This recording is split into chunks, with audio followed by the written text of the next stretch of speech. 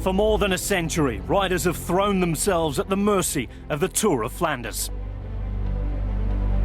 They've tested themselves against the roughest of cobbles, the steepest of climbs, the most determined of opponents. This year's edition of the Ronde promises to be no different, and as we prepare for its arrival on the 6th of April, we take a look back at the races that went before, the races that made it the monument that it is today. It was a newspaper publicity stunt for 37 riders in 1913, but every edition since then has been recorded here at the Centrum Ronde van Vlaanderen, and every piece has its story.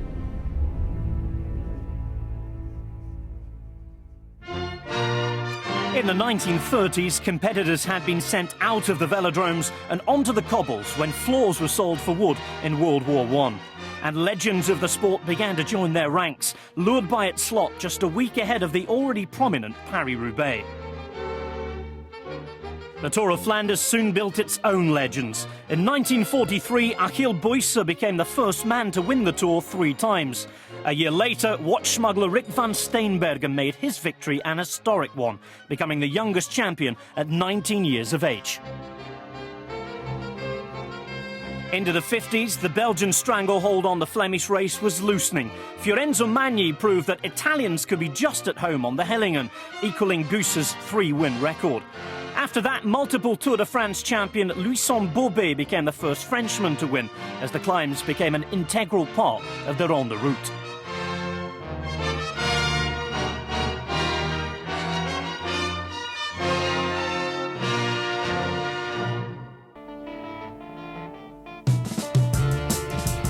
In 1961, Tom Simpson turned the bad weather to his advantage. The Englishman powered across an unmarked line after the finish banner blew down, beating an unaware Nino De Filippis.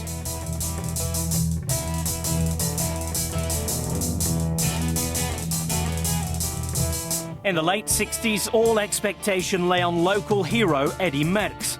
But by his stratospheric standards, he never dominated his home classic. That's despite taking his first Ronde win with a 70-kilometre solo ride.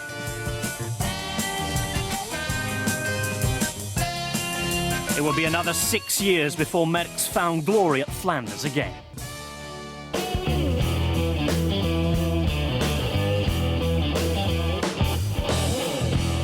And by that time, a new legend had emerged. Eric Le Mans won 3 races in 4 years. His last welcomed by the crowds at Merbeke, a town that would go on to host the finish on 37 more occasions.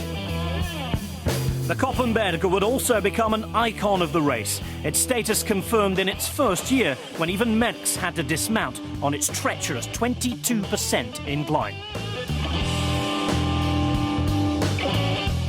Koppenberg would continue to be decisive. Roger de Vlamingh stole a controversial win from Freddie Martins after the latter was disqualified for a bike change after the climb.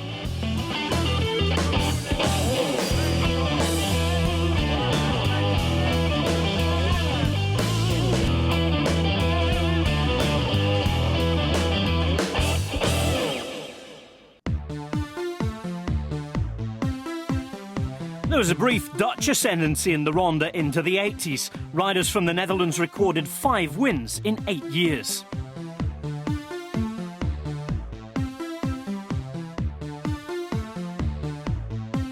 But arguably the most testing Ronde yet came in 1985. In the wind and rain, only Phil Anderson and Jan RAAS fought their way up the Koppenberg by bike. Of the 173 starters, only 24 ever made it to the finish line. The Paterberg's asphalt was dug up and replaced with cobbles for its inaugural race a year later. But on the cobbles of the Koppenberg in 1987, a tumble almost turned to tragedy. The race director's con narrowly missed rider Jesper Skibby, an incident that banned the climb until a renovation in 2002.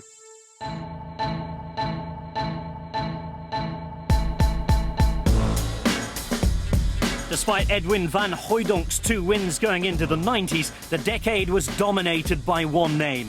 Johan MUSEEW joined the list of all-time great one-day racers with 8 podiums, including 3 wins and 11 starts. his efforts gained him the name the Lion of Flanders.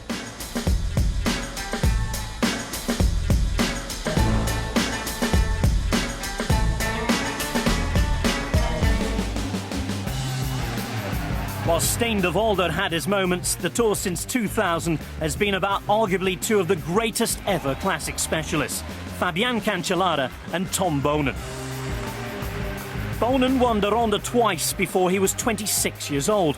The Belgian has also won the Tour of Flanders Paris-Roubaix double twice, but so has his nearest rival Cancellara, whose powerful showings on the Moor and Paterberg have become his signature.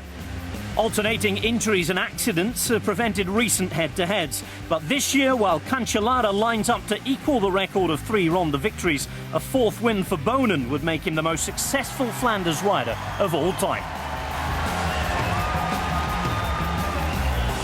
101 years of Tour of Flanders history, but this year, all of that could be rewritten.